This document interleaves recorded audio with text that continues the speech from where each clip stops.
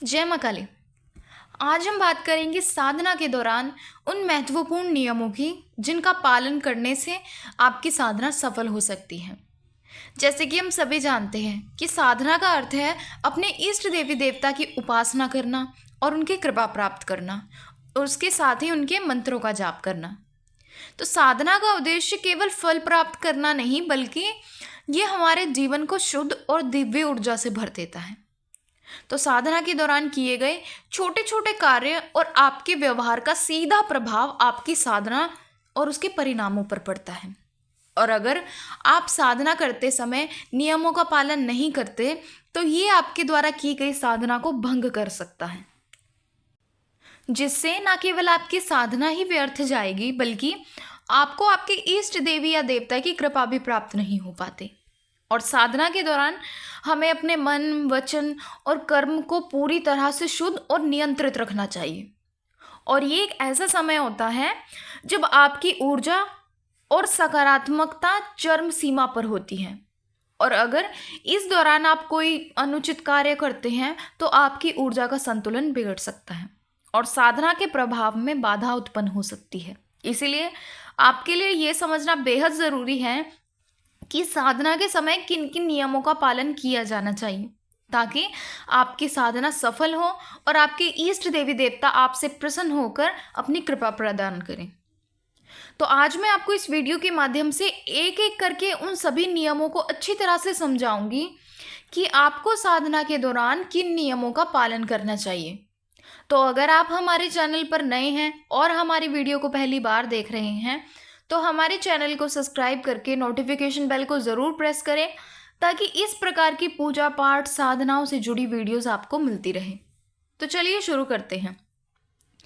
तो सबसे पहला नियम है शुद्ध वस्त्र पहनकर साधना करना। तो साधना करने से पहले स्नान करें और स्वच्छ वस्त्र पहनें, क्योंकि साधना के दौरान शुद्धता का बहुत ही ज़्यादा महत्व होता है, क्योंकि ये न केवल आपके शरीर को ही शुद्ध करता है बल्कि आपके मन और आत्मा को भी साधना के लिए तैयार करता है। तो जब आप स्वच्छता का पालन करते हैं तो आपके आसपास सकारात्मक ऊर्जा का प्रभाव बढ़ने लगता है और स्वच्छ वस्त्र और शरीर से की गई पूजा या साधना में एकाग्रता और ध्यान कहीं ज़्यादा लगता है, जिससे आप अपने इष्ट से गहरा जुड़ाव महसूस करते हैं।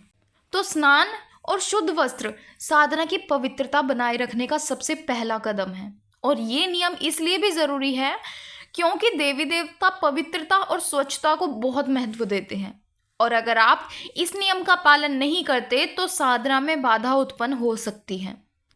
इसीलिए स्वच्छता के साथ की गई साधना का प्रभाव कई गुना ज़्यादा बढ़ जाता है। तो अब देखते हैं अगला नियम। अगला नियम है किसी और के घर का भोजन ना करें। तो साधना के दौरान किसी और के घर का खाना या पानी आपको नहीं खाना पीना चाहिए, चाहे वो आपका मायका हो या आपकी ससुराल हो। आपको सिर्फ अपने घर का बनाया हुआ भोजन ही करना चाहिए, और ये भोजन आपकी ऊर्जा को शुद्ध और स्थिर बनाए रखता है। दूसरे के घर का भोजन ग्रहण करने से आपकी ऊर्जा पर प्रभाव पड़ सकता है, जो आपकी साधना में रुकावट डाल सकता है। तो साधना के समय केवल अपने हाथों या परिवार के सदस्य के द्वारा बनाया हुआ भोजन ही खाएं, और इस नियम का उद्देश्य ये सुनिश्चित करना होता है कि आपकी साधना के दौरान कोई बाहरी नकारात्मक ऊर्जा आपसे संपर्क में ना आए। इसी तरह आपको किसी और के घर का पानी तक भी नहीं पीना चाहिए, और किसी और के घर का भोजन इसलिए नहीं करना चाहिए साधना के दौरान क्योंकि अगर कोई व्यक्ति साधना में है और वो किसी के घर पे जाता है और उस घर में नेगेटिविटी है और उस घर का भोजन ग्रहण करता है, तो भोजन के माध्यम से वो नकारात्मक ऊर्जा उस व्यक्ति पर अपना प्रभाव डाल सकती है। इसके साथ ही जब किसी महिला द्वारा उस भोजन को बनाया जाता है तो वो कई बातें उसमें महत्वपूर्ण होती हैं कि वो भोजन किस मंशा से बनाया जा रहा है। अगर कोई महिला शुद्ध तरीके से खाना बनाती है तो उसका प्रभाव भी उस व्यक्ति की साधना पर पड़ता है। इसलिए उस व्यक्ति को किसी और के घर का खाना बिल्कुल नहीं खाना चाहिए, उसको अपने घर का ही खाना खाना चाहिए। तो अब देखते हैं अगला नियम। अगला नियम है किसी और की निंदा या बुराई नहीं करनी चाहिए। तो साधना के समय निंदा करना, चुगली करना और बुराई करने से आपको बचना चाहिए, क्योंकि इस समय आपकी वाणी में विशेष शक्ति होती है और जो भी आप बोलते हैं वो साकार रूप ले सकता है। यानी कि जो आप किसी के बारे में अच्छा या बुरा बोलते हैं वो सचमुच होने लग जाता है। इसलिए अपनी वाणी पर कंट्रोल रखें और केवल अपने इष्ट देवता या देवी का ही ध्यान करें, क्योंकि ये समय साधना और आपके मन को शुद्ध करने का होता है। नकारात्मक बोलने या सोचने से आपकी साधना की ऊर्जा भी कम हो सकती है। इसलिए जितना संभव हो सके अपने इष्ट का नाम जाप करें, उनके मंत्रों का उच्चारण करें, क्योंकि ये आपकी ऊर्जा को स्थिर करने में मदद करेगा और साधना को सफल बनाएगा। अब अगला नियम है जमीन पर सोना। तो जब भी आप साधना करते हैं और जितने दिन की भी आपकी साधना होती है, उस दौरान आपको कभी भी बेड पर या चारपाई पर नहीं सोना चाहिए। आपको साधना के दौरान हमेशा ज़मीन पर ही सोना चाहिए और ज़मीन पर भी आप किसी गद्दे का इस्तेमाल नहीं कर सकते। आपको केवल वही चादर लेनी है जो पहले इस्तेमाल नहीं की गई हो, यानी कि आपको नई चादर खरीद के लानी है। और आप ऐसा भी कर सकते हैं, आप एक चादर खरीद कर रख सकते हैं और जब भी आप साधना करें आप उसी चादर को इस्तेमाल करें, अन्यथा उस चादर को इस्तेमाल ना करें। अब अगला नियम है घर को साफ और पवित्र रखना। साधना के दौरान घर को पवित्र और स्वच्छ रखना अत्यंत आवश्यक होता है। देवी देवता स्वच्छता पसंद करते हैं और गंदगी के कारण आपकी साधना का प्रभाव कम हो सकता है। इसलिए घर के हर कोने को साफ रखें और खासकर पूजा स्थान पर विशेष ध्यान दें और ये सुनिश्चित करें कि आपके घर में नियमित रूप से धूप, अगरबत्ती और इत्र का उपयोग हो, ताकि वातावरण सुगंधित और सकारात्मक बने। क्योंकि जब आप साधना करते हैं तो आपके देवी देवता, यानी जिस भी अपने आप इष्ट देवी देवता की, आपने कुल देवी देवता की, जिस भी देवी देवता की आप साधना कर रहे हैं, वो अपने गण, दूत, योगिनियाएँ, अपने वीरों को आपके पास भेजते हैं। यानी कि आपकी साधना से सकारात्मक शक्तियाँ आपकी ओर आकर्षित होती हैं। लेकिन अगर इस दौरान अगर आपके घर में गंदगी है तो वो देवीय शक्तियाँ वापस लौट जाती हैं। इसलिए आपको साधना के दौरान अपने घर को साफ रखना बहुत ज़रूरी होता है और हो सके तो आप अपने घर में इत्र और धूप, अगरबत्ती का उपयोग करें, जिससे आपके घर का माहौल सुगंधित बना रहे। अब अगला नियम है ब्रह्मचर्य का पालन करें। साधना के दिनों में ब्रह्मचर्य का पालन करना अनिवार्य होता है एक साधक के लिए और साधना में गहराई से आपका ध्यान केंद्रित होता है। यानी कि साधना में गहराई से आप ध्यान केंद्रित करने में आपको मदद मिलती है। और ब्रह्मचर्य का अर्थ केवल आपके शारीरिक नियंत्रण से नहीं, बल्कि कि विचारों और दृष्टि की पवित्रता भी इसमें शामिल है। अपनी दृष्टि और मन को शुद्ध और सकारात्मक बनाए रखें। नकारात्मक विचारों को अपने साधना में बाधा उत्पन्न ना करने दें। और ब्रह्मचर्य का पालन साधक को आत्मशुद्धि और उन्नति की ओर ले जाता है और ये साधना की सफलता के लिए बहुत ज़्यादा ज़रूरी है। अब अगला नियम है बाल और नाखून ना काटें। साधना के समय में बाल और नाखून काटने से बचें। ऐसा करने से आपके शरीर की ऊर्जा प्रभावित हो सकती है, क्योंकि साधना के दौरान शरीर में विशेष प्रकार की ऊर्जा का संचय होता रहता है और वो ऊर्जा हमारे पूरे शरीर में रमने लगती है। और इसी दौरान अगर आप बाल और नाखून काटते हैं तो आपकी ऊर्जा नष्ट हो सकती है। तो साधना के दौरान ये नियम आपकी ऊर्जा को संचित करने में मदद करता है और ये सुनिश्चित करता है कि साधना के लिए आपके शरीर और मन की स्थिति स्थिर और सकारात्मक बनी रहे। ऊर्जा का कम साधना में बाधा डाल सकता है, यानी कि ऊर्जा का कम होना आपकी साधना में बाधा उत्पन्न कर सकता है। अब अगला नियम है अपने इष्ट देवी देवता को या जिस भी की देवी की आप साधना कर रहे हैं उनको भोग ज़रूर अर्पित करें। तो साधना के दिनों में अपने इष्ट देवी देवता को नियमित रूप से भोग लगाएं। आप ये भोग कपूर या अंगारी पर भी लगा सकते हैं, क्योंकि भोग लगाना देवी देवता को प्रसन्न करता है और ये भोग आपकी भक्ति को भी प्रदर्शित करता है और आपके इष्ट को आपसे जोड़ता है। तो भोग अर्पित करने से आपकी साधना का प्रभाव कई गुना ज़्यादा बढ़ जाता है और ये नियम साधक और इष्ट देवता के बीच एक गहरा संबंध स्थापित करता है। तो भोग लगाना साधना की सफलता का एक सबसे महत्वपूर्ण हिस्सा है और इस भोग में आप लौंग और बताशे, इलायची का भोग लगा सकते हैं, आप 5 मेवे का भोग लगा सकते हैं और अपनी इच्छा अनुसार आप हलवा, पूरी, खीर या जिस भी देवी देवता का आपके घर में विशेष भोग दिया जाता है, फिर आप वो भोग दे सकते हैं। लेकिन उससे पहले आप लौंग और बताशे का भोग ज़रूर लगाएं। और अगर आपको ये भोग लगाना नहीं आता कि अंगियारिया या कपूर पर कैसे भोग दिया जाता है, तो उसका वीडियो मैंने अपने चैनल पर अपलोड किया हुआ है, आप वहाँ से जाकर उस वीडियो को देख सकते हैं। अब अगला नियम है पशु पक्षियों और ज़रूरतमंद लोगों को भोजन ग्रहण कराएं। अगर साधना के समय में आपके घर में कोई पशु पक्षी या ज़रूरतमंद व्यक्ति आए, जैसे कि कोई कुत्ता बिल्ली आपके घर में आ जाता है या गाय आ जाती है, तो कभी भी उसको मारकर वापस ना लौटाएं। इसके साथ ही अगर आपके घर में कोई जैसे मांगने के लिए आ जाते हैं, तो उन्हें भी अपने घर से खाली ना लौटने दें। आप उनको खाना खिला सकते हैं, जैसे आप उनको रोटी सब्ज़ी बनाकर खिला सकते हैं, कुछ खाने की चीज़ें दे सकते हैं।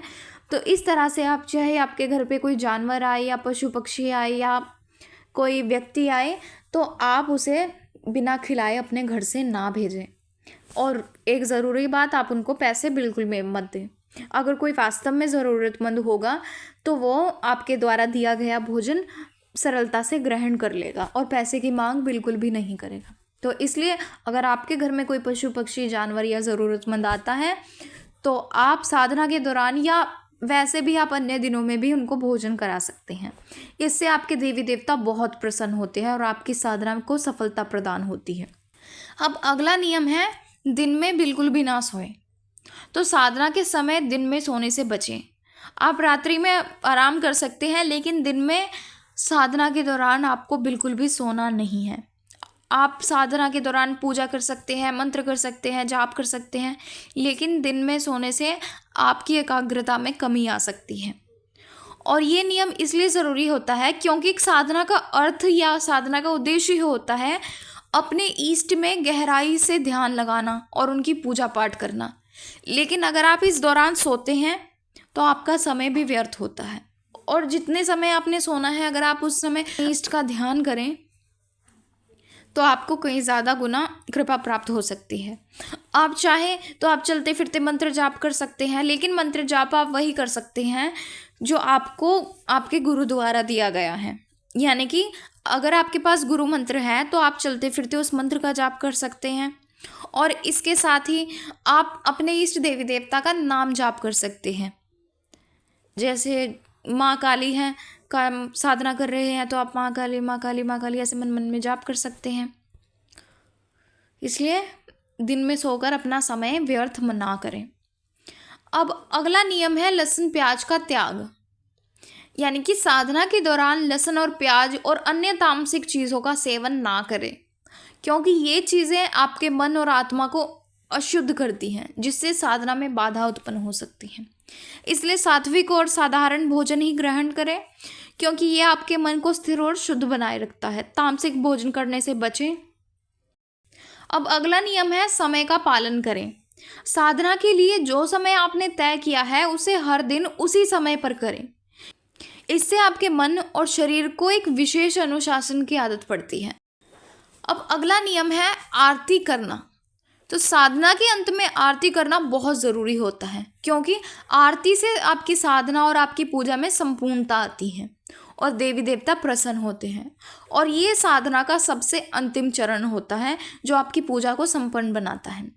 और आरती देवी देवता के प्रति आपकी कृतज्ञता और आपकी भक्ति को दर्शाती है, और ये साधना का सबसे महत्वपूर्ण हिस्सा है जिसे कभी भी नज़रअंदाज नहीं करना चाहिए। क्योंकि अगर आप साधना के दौरान भोग लगा लेते हैं, मंत्र जाप कर लेते हैं या हवन कर लेते हैं या जो भी आप नियम का पालन करते हैं, लेकिन अगर आप आरती नहीं करते तो आपकी पूजा कभी भी संपूर्ण नहीं मानी जाती, क्योंकि आरती का मतलब है आपकी पूजा में संपूर्णता देना।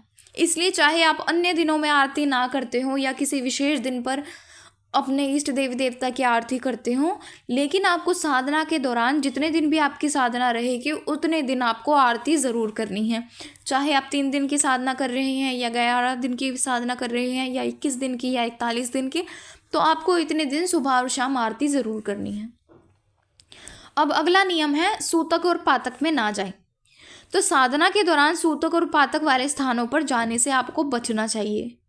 और सूतक उस स्थिति को कहते हैं जब किसी के घर में कोई बच्चे का जन्म होता है और पातक तब होता है जब किसी के घर में मृत्यु हो।